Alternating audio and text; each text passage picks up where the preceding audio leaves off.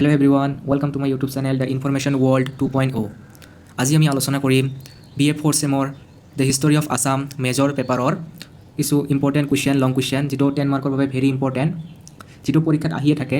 আজি আমি আলোচনা কৰিম প্ৰাচীন অসম ইতিহাসৰ সমলসমূহৰ বিষয়ে বহলাই আলোচনা কৰা, যাৰ ভিতৰত থাকিব আমাৰ প্ৰত্নতাত্ত্বিক সমল আৰু সাহিত্যিক সমল, আৰ্কোলজিকেল সোৰ্স বা লিটাৰেৰী সোৰ্স। লেটছ গো।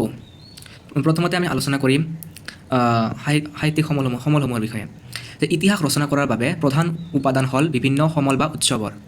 সমল অবিহনে কোনো দেশৰ এটা জাতিৰ বা কোনো এটা ঘটনাৰ বিষয়ে সঠিকভাৱে জনাটো সম্ভৱ নহয়। ইতিহাসৰ সাক্ষী বহন কৰিবলৈ সমলৰ গুৰুত্ব অপৰিহাৰ্য। অসমৰ ইতিহাস ৰচনা কৰাত সহায় কৰা সমলবোৰ হ'ল সাহিত্যিক সমল আৰু প্ৰত্নতাত্ত্বিক সমল।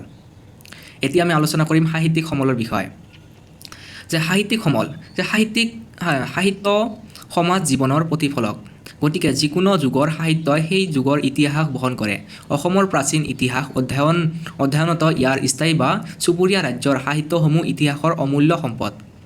সাহিত্যিক সমলক আকৌ দুটা ভাগত ভাগ কৰিব পাৰি। এটা হৈছে দেশীয় সমল, আনটো হৈছে বিদেশী লেখকৰ টকা।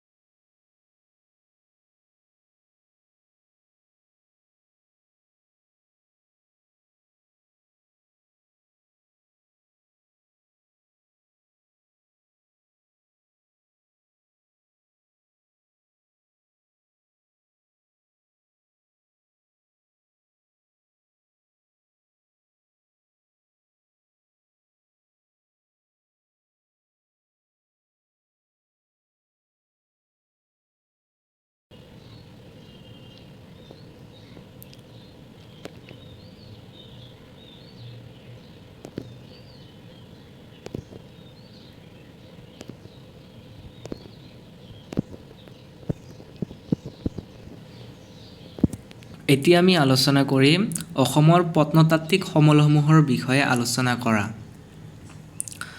তোমালোকে চাই লিখি লোৱা, মই লাহে লাহে দেখাই আছোঁ আপোনালোকক। আপোনালোকে স্ক্ৰীনশ্বট মাৰিও ৰাখিব পাৰিবা।